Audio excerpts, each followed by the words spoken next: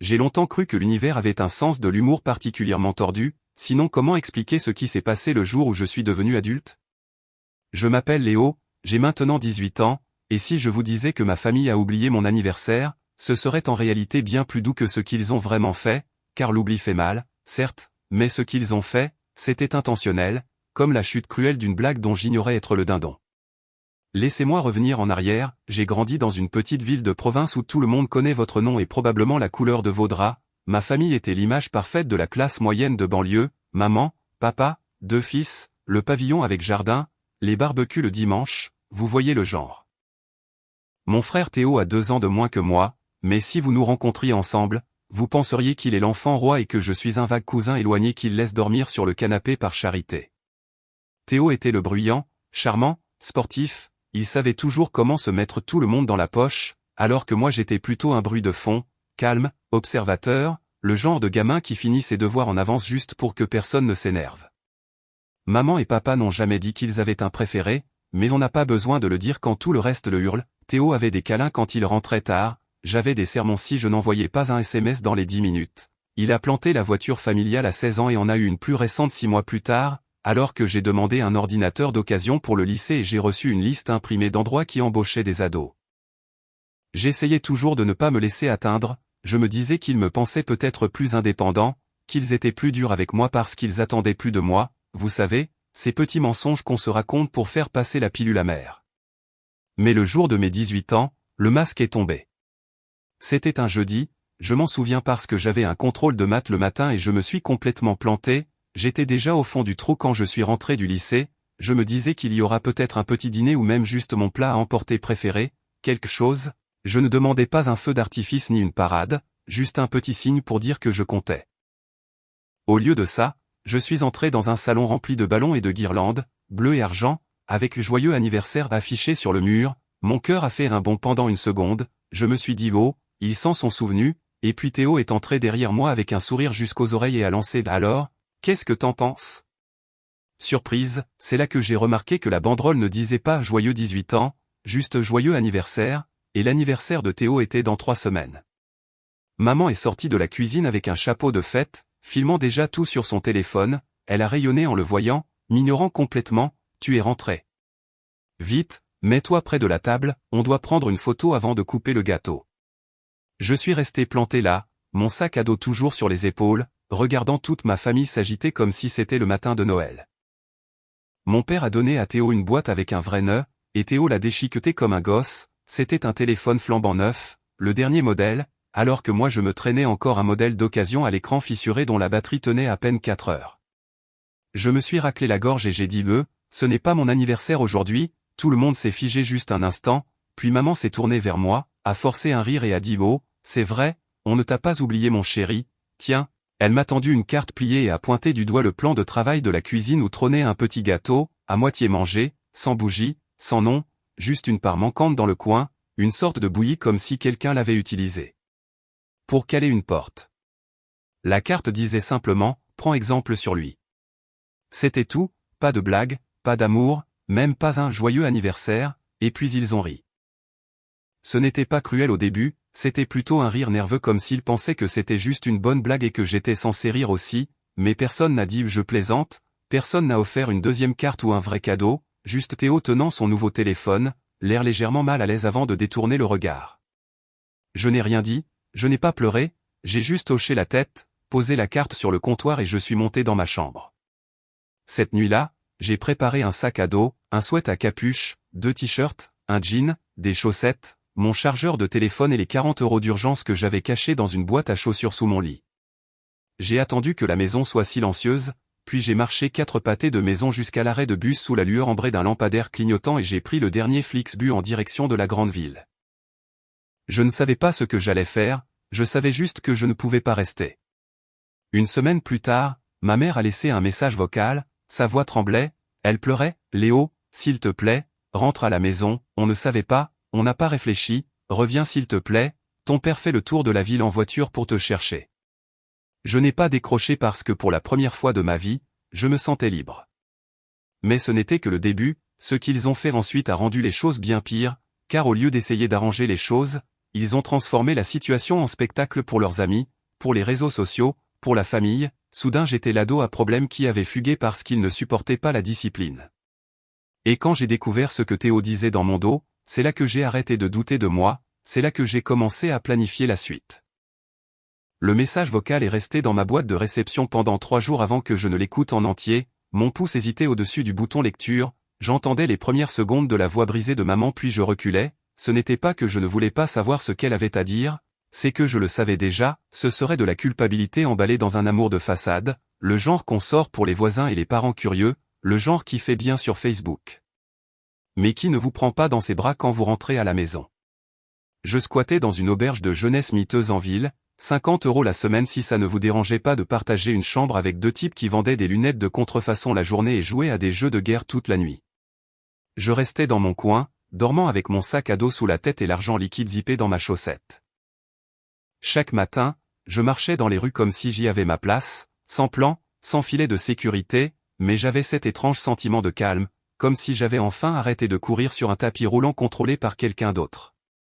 Mais j'étais encore blessé, pas seulement par l'anniversaire, ça c'était juste l'étincelle, c'était tout le reste, chaque pourquoi tu ne peux pas être plus comme Théo, chaque fois que je devais travailler 2 fois plus dur juste pour être remarqué, chaque dîner où ils interrogeaient Théo sur l'entraînement de foot et ignoraient à peine mes félicitations du conseil de classe, c'était comme si j'avais passé une audition pour un rôle que je n'avais jamais obtenu.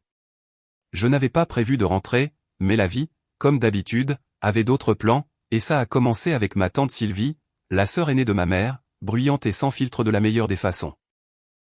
Elle a découvert que j'étais parti quand maman l'a finalement appelée en panique, espérant probablement que Sylvie l'aiderait à limiter les dégâts. Au lieu de ça, Sylvie m'a appelé, elle a retrouvé mon numéro dans un vieux groupe WhatsApp de Noël et a été directe, appelle-moi Léo, maintenant. Alors je l'ai fait. Tu es en sécurité, a-t-elle demandé, sans préambule. Oui, ai-je répondu en essayant d'avoir l'air plus solide que je ne l'étais, je vais bien. Tu as 18 ans maintenant, a-t-elle dit comme pour se le rappeler à elle-même, ils ne peuvent pas te forcer à rentrer, mais ça ne veut pas dire qu'ils n'essaieront pas de faire de toi le méchant. Je suis resté silencieux. Je sais ce qui s'est passé, a-t-elle ajouté, ta mère m'a raconté une version édulcorée mais je ne suis pas stupide, j'ai vu comment ils te traitent, je l'ai toujours vu, je pensais juste que tu passerais au-dessus ou qu'il grandirait, j'imagine que ça n'est pas arrivé. C'était la première fois qu'un adulte validait mon expérience à voix haute, ça m'a frappé de plein fouet, j'ai dû m'asseoir sur un trottoir, la gorge serrée. Je n'ai pas grand-chose, a dit Sylvie, mais si jamais tu as besoin d'un endroit, vraiment besoin d'un endroit, tu m'appelles.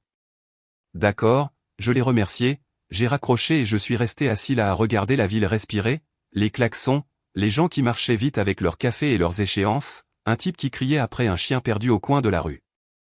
J'aurais dû me sentir seul, mais au lieu de ça, j'avais l'impression d'avoir enfin trouvé la première bribe de quelque chose de solide.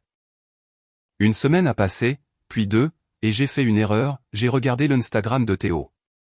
Il avait posté des photos de sa fête d'anniversaire, celle avec les ballons, le gâteau et le téléphone, sauf que sur les photos, il m'avait coupé au montage, littéralement, il y avait une photo où je me souvenais être debout juste à côté de lui, mon épaule aurait dû être visible au moins. Mais il l'avait filtré et recadré si soigneusement qu'on aurait dit que je n'avais même pas été là, comme si je n'avais jamais existé à ce moment-là. La légende disait, meilleur anniversaire de tous les temps, tellement chanceux d'avoir la famille la plus solidaire, je ne saurais pas qui je suis sans eux. Ça a piqué, mais ce qui m'a brisé, c'était la section commentaires. Maman, tu mérites tout mon chéri, ton cœur est en or pur. Papa, fier ne commence même pas à couvrir ce que je ressens. Véronique, l'ami de la famille, beau et humble, contrairement à certaines personnes.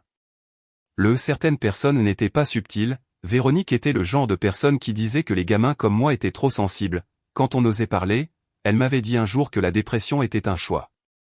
J'ai failli répondre, j'ai failli taper un paragraphe amer expliquant que cette fête était la mienne, que j'avais eu 18 ans ce jour-là, qu'il m'avait donné un gâteau entamé et une carte qui me disait essentiellement d'effacer qui j'étais, mais je ne l'ai pas fait.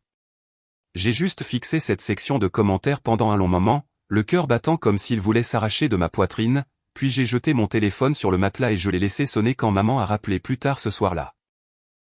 Le tournant n'a pas été dramatique, pas de grandes disputes, pas de cris, c'était subtil, silencieux, comme une écharde qui remonte enfin à la surface. C'est arrivé quand j'ai reçu un email de la conseillère d'orientation de mon lycée, « Bonjour Léo, j'espère que tu vas bien, je voulais juste faire un point car tes parents m'ont demandé de te retirer de la liste des vœux Parcoursup et de retarder tes inscriptions à la fac jusqu'au semestre prochain. Ils ont dit que tu prenais une année sabbatique pour remettre de l'ordre dans ta tête, est-ce vrai? Tiens-moi au courant, je peux t'aider si tu as besoin de soutien. Mon sang s'est glacé. Je n'avais rien dit sur le fait de prendre une année sabbatique, je postulais pour l'université, j'avais mes lettres de motivation sauvegardées sur Google Doc à moitié prêtes, la bibliothèque municipale offrait Internet gratuit et j'avais prévu d'y aller le week-end pour tout soumettre. Ils sabotaient mon avenir. C'est là que j'ai réalisé que ce n'était pas seulement une histoire d'anniversaire ou d'être négligé, ils ne se contentaient pas de ne pas se soucier de moi, ils travaillaient activement contre moi. Et pourquoi? Parce que j'étais parti, parce que j'avais enfin dit ça suffit. J'ai appelé la conseillère immédiatement et je lui ai dit la vérité, que j'avais quitté la maison, mais pas parce que j'étais instable, mais parce que mon foyer l'était. Je ne suis pas entré dans toute l'histoire de l'anniversaire, mais j'en ai dit assez. Je lui ai demandé de n'accepter aucune demande concernant mon dossier à moins qu'elle ne vienne directement de moi. Elle a accepté, la voix compatissante, puis m'a envoyé un email pour confirmer qu'elle avait rétabli mes candidatures et verrouillé mon profil contre les modifications extérieures. J'ai raccroché, tremblant, furieux, mais étrangement calme, comme le moment avant une tempête quand le ciel se fige. J'avais fini d'être gentil. Mais ce qui a suivi, c'était la vraie trahison. Tante Sylvie m'a appelé quelques jours plus tard, chuchotant comme si elle ne voulait pas qu'on l'entende, « Je viens de quitter la maison de tes parents, ils m'ont invité à dîner pour recoller les morceaux, mais Léo, ce n'était pas à propos de toi. » J'ai cligné des yeux, assis sur mon lit, « Qu'est-ce que tu veux dire ?» Ils voulaient que je prenne Théo chez moi pour quelques semaines, a-t-elle dit, ils ont dit qu'ils avaient besoin d'espace, que les choses étaient trop tendues à la maison avec ton départ et que Théo souffrait émotionnellement. J'ai ri, pensant qu'elle plaisantait, mais ce n'était pas le cas. Ils ont dit qu'il faisait des crises parce que tu lui manques, a continué Sylvie, mais ensuite ta mère m'a pris à part et a dit, je cite, on a besoin que Léo voit que Fuguet ne lui apporte pas d'attention, on essaie la psychologie inversée, si Théo vit chez toi, peut-être que Léo rentrera et arrêtera ses bêtises. Ma bouche est devenue sèche.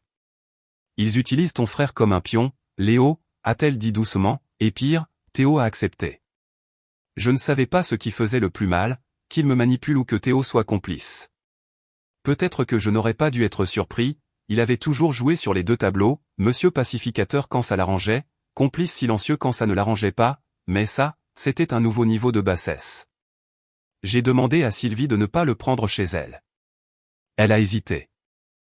Je ne le ferai pas, a-t-elle fini par dire, mais Léo, ils ne vont pas s'arrêter, ils appellent la famille, ils peignent ce récit où tu es le fugueur à problème, ils font croire aux gens que tu es drogué ou que tu as mis une fille enceinte ou que tu es juste en pleine crise de rébellion, tout est faux, mais ils construisent ça brique par brique. Je l'ai remercié encore une fois, puis j'ai mis fin à l'appel. Et cette nuit-là, quelque chose a changé en moi. J'ai ouvert mon ordinateur portable à la bibliothèque publique et j'ai commencé à écrire, pas une diatribe, pas un journal intime, un plan. Voyez-vous, ils pensaient que j'étais parti et oublié, ils pensaient que j'étais seul, à la dérive, désespéré de revenir en rampant. Mais ce qu'ils ne savaient pas, c'est que je les voyais enfin clairement, chaque masque, chaque mensonge, et cette fois, je n'allais pas m'éloigner, pas en silence, pas encore. Après cet appel avec Sylvie, tout semblait différent, le brouillard qui planait sur moi depuis la nuit de mon départ s'était enfin levé, je ne flottais plus, je tombais avec un but. Mais d'abord, je devais survivre. Vous connaissez cette expression, toucher le fond? Je pensais que ça ressemblait à un type sur un banc public avec rien d'autre qu'un manteau en lambeaux et une bouteille dans un sac en papier, mais pour moi, toucher le fond, ça ressemblait à se réveiller dans l'auberge à 4 heures du matin pour trouver mon sac à dos ouvert et mon argent de secours disparu. Pas de serrure cassée, pas de fenêtre brisée, juste disparu, probablement quelqu'un avec qui je partageais la chambre, probablement quelqu'un qui m'avait regardé dormir avec le sac sous la tête pendant des jours. Je voulais crier, je voulais frapper un mur ou courir à la maison et taper à la porte pour exiger qu'il m'aide, mais je ne l'ai pas fait. Je suis juste resté assis là dans le noir, à fixer la fermeture éclair vide comme si elle allait soudainement me donner des réponses. Le lendemain matin, j'ai essayé d'en rire. Tu t'es fait avoir, ai-je marmonné devant le miroir des toilettes de l'auberge, félicitations, tu as appris à la dure. Il me restait 6 € dans mon portefeuille, une barre de céréales dans mon sweat et mon téléphone à 22%. C'est à ce moment-là que j'ai cessé d'être en colère contre mes parents, j'ai commencé à me sentir engourdi, parce que le truc quand on est seul, c'est qu'il n'y a pas de filet de sécurité, pas de coussin pour amortir la chute.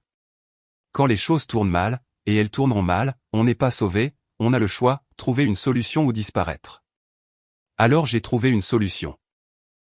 J'ai commencé à passer mes journées à la bibliothèque municipale, pas seulement pour le Wi-Fi ou la chaleur, mais parce que c'était le seul endroit où je me sentais invisible et vivant en même temps, entouré de livres, d'histoires de gens qui s'étaient sortis de situations pires, j'ai trouvé quelque chose proche de la paix.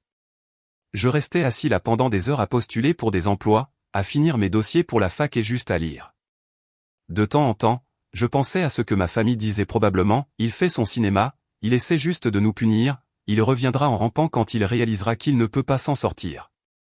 Mais je ne voulais pas rentrer, pas pour de l'aide, pas pour de la pitié, et certainement pas pour leur donner la satisfaction d'avoir raison. Un après-midi, alors que je parcourais sans but les offres d'emploi, j'ai entendu une conversation derrière moi, deux types parlaient de leur livreur habituel qui les avait lâchés. L'un d'eux m'a regardé, probablement parce que j'étais assis à cette même table depuis une semaine d'affilée, et a dit « Eh, tu sais faire du vélo ?» J'ai cligné des yeux. « Ah ouais, tu veux te faire 30 balles ?»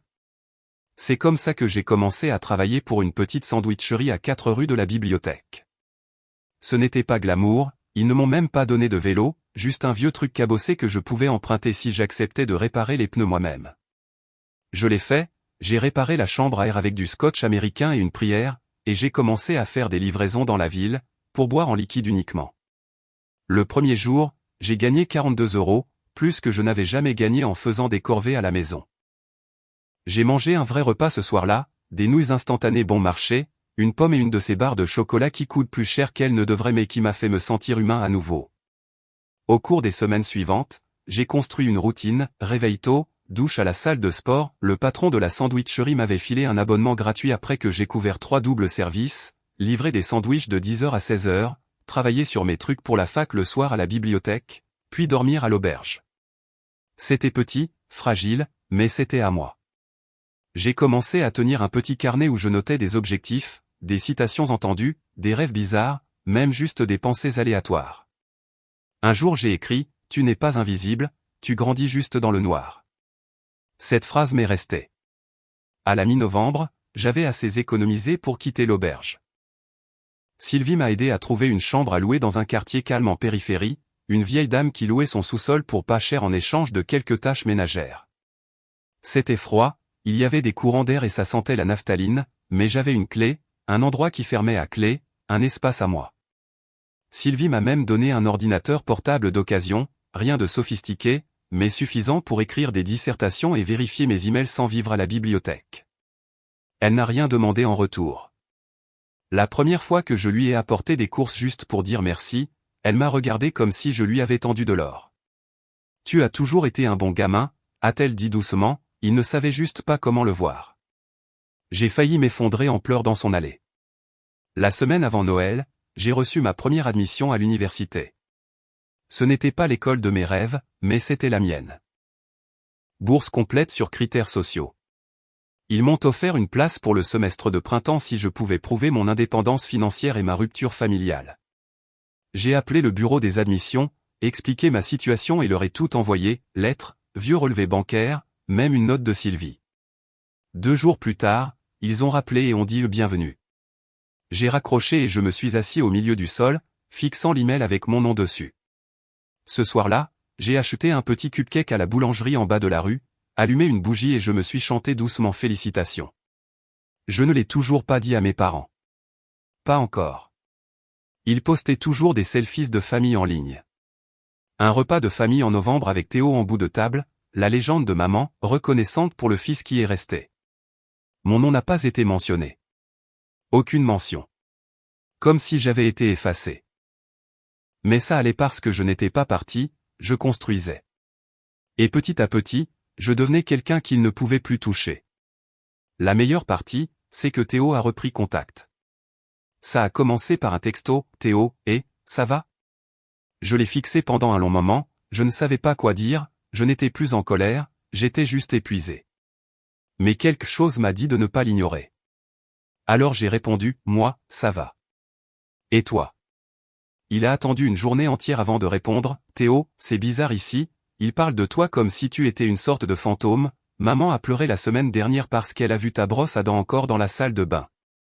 Ça m'a frappé plus fort que prévu, pas parce qu'il me manquait, mais parce qu'ils ne pleuraient que l'idée de moi, pas la personne qu'ils avaient repoussée. Théo, je ne savais pas qu'ils allaient m'utiliser comme ça, je pensais qu'ils voulaient vraiment t'aider à revenir. Je suis désolé, je n'ai pas répondu tout de suite. Qu'est-ce que je pouvais dire? Que désolé n'effaçait pas 18 ans à être le second choix. Que j'aurais aimé qu'ils me défendent quand ça comptait? Que je détestais la facilité avec laquelle ils pouvaient glisser dans le rôle de la victime ou du héros selon la pièce. Mais je me suis aussi souvenu de quelque chose que Sylvie avait dit un jour, tu n'es pas obligé de laisser les gens revenir, mais ne les laisse pas pourrir en toi non plus. Alors je lui ai envoyé une ligne, moi, merci. Je me débrouille. C'était assez pour l'instant. Les semaines ont passé, Noël est venu et reparti. Je l'ai passé avec Sylvie, juste nous deux et son chat tigré en surpoids, on a regardé des mauvais films de Noël, mangé trop de bûches et joué aux cartes tard dans la nuit. À un moment donné, elle m'a regardé et a dit, tu sais, tu n'es pas cassé, tu as juste grandi sous le mauvais projecteur. Je n'ai pas répondu, j'ai juste hoché la tête parce qu'elle avait raison. En janvier, j'ai mis mes affaires dans 2 valises et j'ai emménagé dans ma chambre universitaire. Mon colocataire était un étudiant en transfert nommé Jules, bruyant, sarcastique, toujours en train de manger des chips, mais authentique. On s'est bien entendu rapidement, il se fichait de mon passé, il voulait seulement savoir ce que je voulais faire. Et pour la première fois, je n'avais pas l'impression de devoir me faire petit. J'ai commencé à aller en cours, j'ai rejoint quelques clubs, j'ai même trouvé un job à temps partiel pour aider au centre d'écriture du campus. Il s'avère qu'aider d'autres personnes à raconter leurs histoires me donnait l'impression de mieux contrôler la mienne. Un jour, Jules m'a surpris en train de regarder une photo que j'avais imprimée, moi et Sylvie, bras dessus bras dessous, souriant devant son sapin de Noël. Il a souri, c'est ta mère? J'ai eu un sourire en coin, mieux. Ce printemps-là, j'ai reçu un email d'un concours d'écriture auquel j'avais participé sur un coup de tête. Ils avaient choisi mon essai sur le départ de la maison pour le premier prix, il allait être imprimé dans une petite revue littéraire et partagé avec les nouveaux étudiants. J'ai lu l'acceptation 3 fois avant de réaliser. Et puis, comme par hasard, j'ai reçu un autre email de mon père. Juste l'objet, parlons. Et juste comme ça, le passé n'était plus derrière moi, il frappait à la porte. J'ai fixé l'objet pendant ce qui m'a semblé être 1 heure. Parlons. Un mot, pas de ponctuation, pas de chaleur. Ça venait de la vieille adresse mail professionnelle de mon père, celle qu'il utilisait quand il voulait avoir l'air sérieux. Pas papa, pas des fistons, juste un ordre enveloppé de lettres minuscules tombé dans ma boîte de réception comme un caillou essayant de faire des vagues dans un lac déjà gelé. Je ne l'ai pas ouvert tout de suite, à la place, j'ai marché jusqu'au café du campus, je me suis acheté le café le plus fort qu'ils avaient et je me suis assis près de la fenêtre avec mon téléphone sur les genoux. Pendant 1 seconde, j'ai envisagé de supprimer l'email sans le lire, mais quelque chose en moi a fait une pause. Pas de la curiosité exactement, plutôt de la stratégie. Quelque chose avait changé en moi ces derniers mois, je ne réagissais plus, je planifiais. Et pour planifier correctement, il faut des informations. Alors j'ai ouvert l'email, Léo, on pense beaucoup à toi, ce n'est pas pareil ici sans toi, ta mère a du mal et Théo est plus calme ces derniers temps, on aimerait vraiment parler, peut-être dîner si tu es d'accord, je sais que les choses ne se sont pas bien terminées, mais on veut arranger les choses, dis-nous, papa. C'était plus propre que ce à quoi je m'attendais, pas d'accusation, pas de culpabilisation manipulatrice, juste une branche d'olivier soigneusement formulée. Mais voilà le truc, je les avais déjà vus arranger les choses, je les avais vus balayer les problèmes sous le tapis tellement de fois que le sol était bosselé. Je n'avais pas besoin de tourner la page, j'avais besoin de la vérité. Et j'avais besoin qu'ils ressentent ce que c'était que d'être à l'extérieur à regarder à l'intérieur, parce que quelque chose me tracassait depuis cet appel avec ma conseillère du lycée. Comment avait-il eu accès à mes candidatures universitaires en premier lieu? Il ne pouvait pas se connecter sans mon mot de passe, il n'aurait pas dû pouvoir demander des modifications ou des retraits. Et puis ça m'a frappé, ils n'avaient pas besoin de le faire, ils avaient juste besoin de prétendre être moi. J'ai ouvert ma boîte mail, cherché dans mes messages envoyés de l'époque où je vivais encore à la maison. Effectivement, c'était là, un vieux message transféré de mon école avec le lien vers le portail étudiant, l'entête disait encore TR, gardez ce lien privé. Maman y avait accès. Donc Théo aussi? Probablement, peut-être même papa. Et ça voulait dire qu'ils avaient pu appeler la conseillère ou même se connecter en se faisant passer pour moi. Et s'ils l'avaient fait une fois, ils pouvaient l'avoir refait.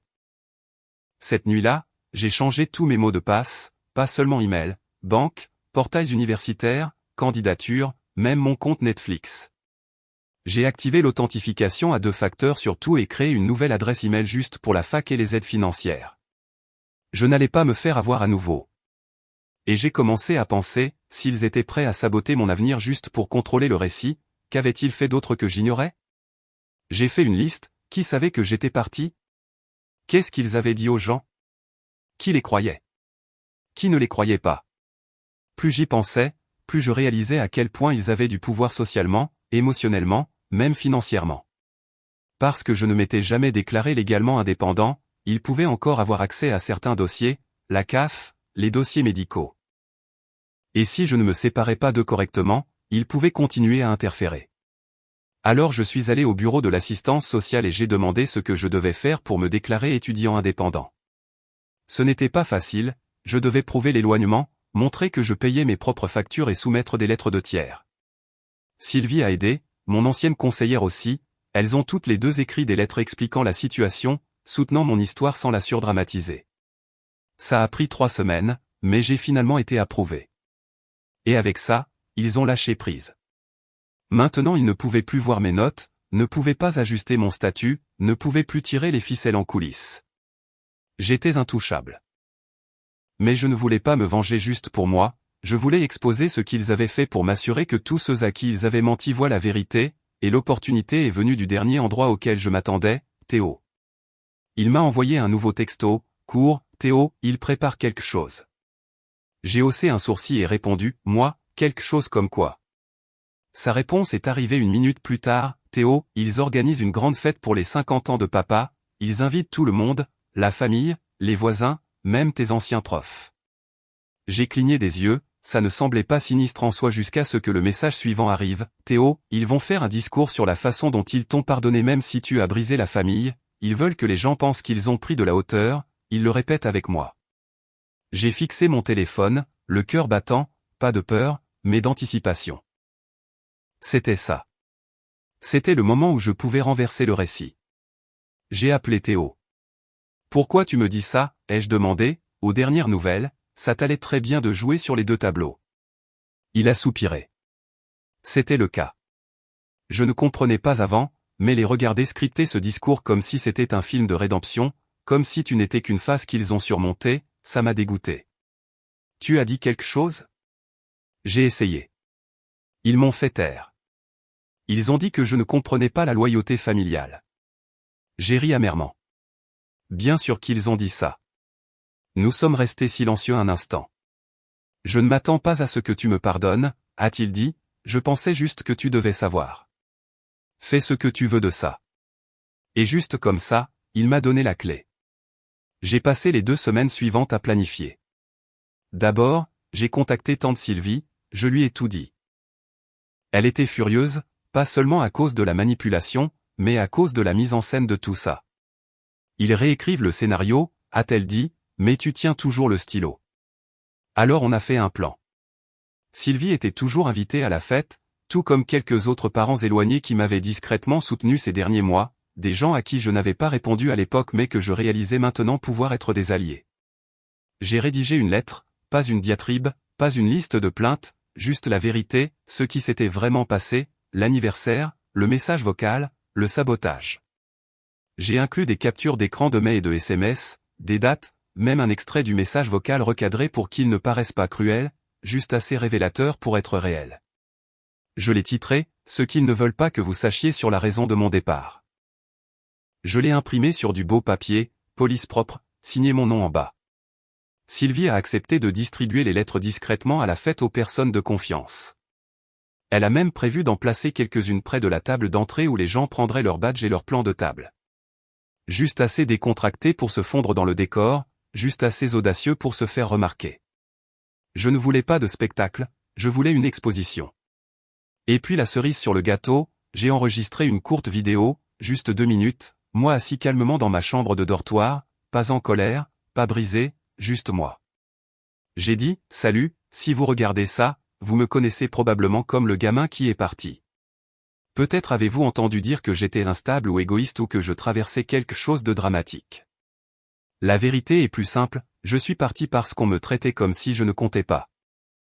Je ne suis pas parti pour punir qui que ce soit, je suis parti pour me sauver. Je vais bien maintenant, mieux que bien, je suis en sécurité à la fac et je vis enfin ma vie selon mes propres termes. Je ne veux pas de pitié, je ne veux pas de drame, je veux juste que la vérité soit connue parce que pendant longtemps ils ont parlé pour moi. Maintenant je parle pour moi-même. Merci d'avoir écouté. Je l'ai mise en ligne en privé sur YouTube, non répertorié. Sylvie a imprimé des QR codes et en a glissé un dans chaque lettre. Laissez les gens lire, les laissez voir. Le jour de la fête est arrivé. Je n'y suis pas allé. J'ai passé l'après-midi au foyer étudiant avec Jules à manger de la pizza grasse et à jouer aux cartes. Je n'avais pas besoin d'être là, ma présence n'était pas requise, mais ma vérité, elle, se montrerait sans moi. À 21h42, j'ai reçu le premier message. Cousin Julien, merde alors, Léo, je n'avais aucune idée. Je viens de regarder ta vidéo. Je suis désolé. J'ai toujours pensé qu'ils étaient juste stricts. Cette histoire d'anniversaire, mec, ça m'a tué. Puis un autre est arrivé, Monsieur Renard, mon vieux prof de français, je vous dois des excuses, j'ai cru la version qu'ils m'ont racontée, mais je vois maintenant à quel point ils ont déformé l'histoire. Vous méritiez mieux. Et puis de Théo, Théo, tu l'as fait. 3 mots, mais je savais ce qu'il voulait dire. Le discours n'a jamais eu lieu. Sylvie m'a raconté plus tard qu'une fois que les lettres ont commencé à circuler, les gens ont commencé à parler doucement d'abord, puis plus audacieusement. Quelques-uns ont même confronté mes parents directement. Ma mère a pleuré, mon père s'est mis en colère, ils ont blâmé Sylvie, l'ont accusée de complot, mais le mal était fait. La vérité était sortie. Et l'histoire qu'ils avaient essayé de scripter, elle avait été déchirée et réécrite par moi. Dans les heures qui ont suivi la fête, mon téléphone a tellement vibré que je pensais qu'il allait brûler un trou dans mon bureau. Je n'ai pas répondu à la plupart des messages, je n'en avais pas besoin. Les gens ne m'envoyaient pas de messages parce qu'ils voulaient quelque chose, ils envoyaient des messages parce qu'ils savaient enfin. Quelque chose dans cette validation silencieuse m'a touché différemment. Ce n'était pas bruyant ou dramatique, c'était juste propre, honnête, comme l'air qui s'éclaircit après un orage. Mais les retombées, cette partie-là n'était pas calme du tout. Le lendemain matin de la fête, Sylvie a appelé. Pas envoyé de SMS, appelé. Elle faisait rarement ça à moins que quelque chose d'important ne se passe. Assieds-toi, a-t-elle dit dès que j'ai décroché. Je suis au lit, ai-je répondu. Bien, reste allongé, mais prépare-toi. Elle a pris une inspiration. Tes parents sont en mode limitation des dégâts. Sévère. Ils ont appelé la famille toute la matinée, essayant d'expliquer le malentendu. J'ai ri doucement. Laisse-moi deviner, soudain, ma lettre était fausse, les captures d'écran étaient retouchées et le message vocal était hors contexte. Oh, ils sont allés plus loin, a-t-elle dit, ton père a essayé de dire qu'il voulait te donner de l'espace mais que tu as déformé le récit. Ta mère a pleuré pendant 30 minutes d'affilée. Et puis un des oncles a fait remarquer que la date sur la photo du gâteau qu'ils avaient posté l'année dernière ne correspondait pas à l'anniversaire de Théo. Et tu sais ce que ton père a fait? Quoi? Il a blâmé la boulangerie. J'ai couvert mon visage avec mon oreiller et j'ai gémi. D'une certaine manière, c'était à la fois pathétique et prévisible. Et Théo, ai-je demandé en m'asseyant. Il est parti tôt, a dit Sylvie, après le début de la confrontation, il a dit qu'il en avait fini avec le théâtre et il est sorti. Pas de nouvelles de lui depuis. Ça m'a surpris. Le genre de surprise calme qui ne frappe pas tout d'un coup, mais par petites pulsations. Et maintenant, ai-je demandé. Ça dépend de toi, a-t-elle dit, ils perdent le contrôle de l'histoire, Léo. Les gens n'achètent plus l'histoire des pauvres parents incompris. Si tu veux entrouvrir la porte pour qu'ils s'expliquent, tu peux. Mais si tu veux garder tes distances, personne ne te blâmera. Je l'ai remercié, je lui ai dit que j'avais besoin de temps, puis j'ai raccroché et je suis resté assis là à regarder l'écran vide de mon ordinateur. La vengeance n'était pas un moment unique. Ce n'était pas la lettre. Ce n'était pas la vidéo. Ce n'était même pas la scène à la fête. La vengeance était un transfert de pouvoir lent et régulier. La vengeance, c'était le contrôle. Et pour la première fois, je l'avais. 2 jours plus tard, mon père m'a envoyé un autre email. Cette fois, l'objet disait « S'il te plaît ». Je l'ai ouvert. Pas rapidement, pas avec empressement, juste avec une curiosité calme qui me semblait encore nouvelle. Léo, les choses ont dérapé à la fête. Les gens nous ont mal compris. Ce n'était pas comme ça qu'on voulait que les choses se passent. On veut s'expliquer en personne. On veut faire amende honorable. Ta mère est très bouleversée. S'il te plaît, papa. Pas une seule mention de ce qu'ils avaient réellement fait. Juste des phrases vagues comme mal compris et dérapé. Comme si la vérité n'était pas la vérité. Comme si je n'en avais pas vécu chaque instant. Je n'ai pas répondu. Je n'avais pas à le faire. Au lieu de ça, j'ai rédigé un email différent, pas pour eux, pour le secrétariat de l'université. J'ai demandé une restriction formelle sur les informations communiquées à mes parents, confirmant que j'étais légalement indépendant et que je ne souhaitais aucun contact de leur part concernant ma scolarité. Ils l'ont approuvé en 48 heures. Puis j'ai bloqué les numéros de mes parents. Pas définitivement, juste jusqu'à ce que je décide de la prochaine étape. Parce que le truc avec la vengeance, c'est qu'elle n'a pas besoin d'être flashy.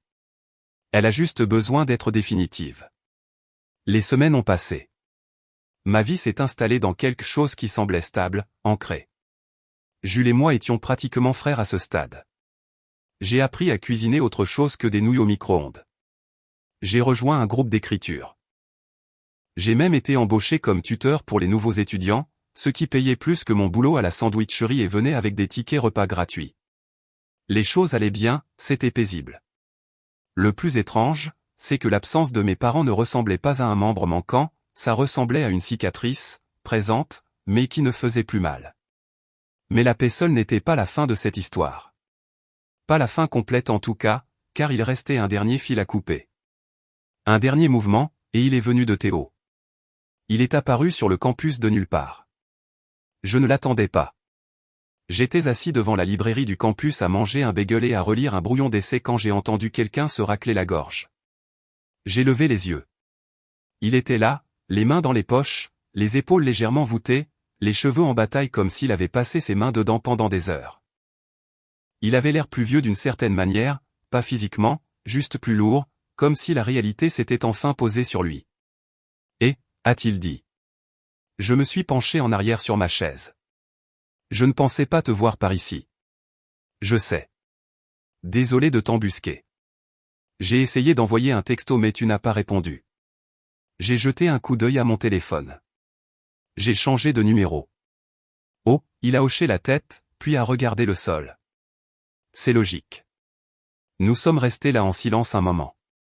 Le genre de silence qui s'installe entre deux personnes qui ont grandi dans la même maison mais ne se sont jamais vraiment connues. Finalement, il a dit, je voulais parler face à face de la fête, de tout.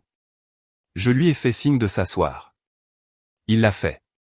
Il a pris une profonde inspiration. Tu avais raison, a-t-il dit doucement, sur le favoritisme, sur les doubles standards.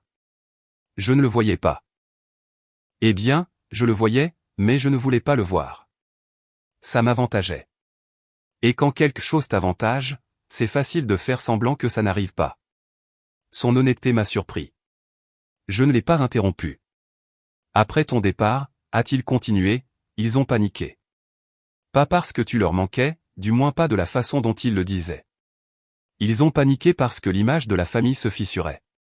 Ils se souciaient plus de ce que les gens pensaient que de là où tu étais. Et je les ai laissés m'utiliser pour réparer l'image. Il a dégluti. C'est ma faute. Je suis resté silencieux, laissant les mots atterrir. Il m'a jeté un coup d'œil. Tu n'es pas obligé de me pardonner. Je ne voulais juste pas être une autre personne qui disparaît quand les choses deviennent inconfortables. Je ne savais pas quoi dire. Alors j'ai posé une question simple, pourquoi m'avoir parlé de la fête? Parce que ce n'était pas juste, a-t-il dit, et parce que tu méritais une chance de raconter ta version. Tu méritais une voix. Pendant un moment, aucun de nous n'a parlé. Puis il a demandé, tu es heureux? J'y ai réfléchi. À la chambre que je louais. Au boulot que j'aimais. Aux cours qui me mettaient au défi. Aux amis que je me faisais. À l'avenir qui semblait enfin être le mien. Ouais, j'ai dit, je le suis. Il a hoché la tête. A presque souri. Bien. Avant de se lever pour partir, il a ajouté, maman et papa sont en train de vriller. Les gens les regardent différemment maintenant, posent des questions. Ils ne savent pas comment gérer ça. Ce n'est plus mon problème, ai-je dit. Il a laissé échapper un souffle silencieux. Je sais, et c'est ce qui leur fait peur. Il a fouillé dans sa poche et a posé quelque chose sur la table avant de s'éloigner. C'était la carte d'anniversaire, celle qui disait « Prends exemple sur lui ». Sauf que cette fois, quelque chose de nouveau était écrit en dessous d'une écriture plus petite. Son écriture. Je suis désolé. J'aurais dû prendre exemple sur toi. Je n'ai pas pleuré. Je n'ai pas ressenti de colère. Je me suis juste senti libéré, totalement, complètement libéré. La vengeance avait déjà eu lieu, pas dans des explosions ou des crises de cris, mais dans l'effondrement silencieux de leur récit. La chute n'était pas la mienne. C'était la leur. Leurs mensonges se sont effondrés sous leur propre poids. Leur contrôle s'est émietté quand j'ai cessé d'avoir besoin de leur approbation. Leur réputation s'est fissurée quand la vérité est sortie. Et le moment où ils ont réalisé qu'ils ne pouvaient plus écrire le scénario de ma vie, c'est le moment où tout a basculé. Je suis retourné à mon dortoir, la carte à la main, ressentant quelque chose que je n'avais pas ressenti depuis que j'étais gamin, de la légèreté. Et quand j'ai finalement jeté la carte dans la poubelle à l'extérieur de mon immeuble, je n'ai pas ressenti de culpabilité. Je me suis senti libre, parce que la vengeance n'est pas toujours un incendie. Parfois, c'est s'éloigner des flammes sans se retourner. Et c'est exactement ce que j'ai fait. La ligne finale, celle qui ferme le livre sur tout ça, je n'ai pas gagné en les détruisant. J'ai gagné en devenant quelqu'un qu'ils ne pourraient plus jamais blesser.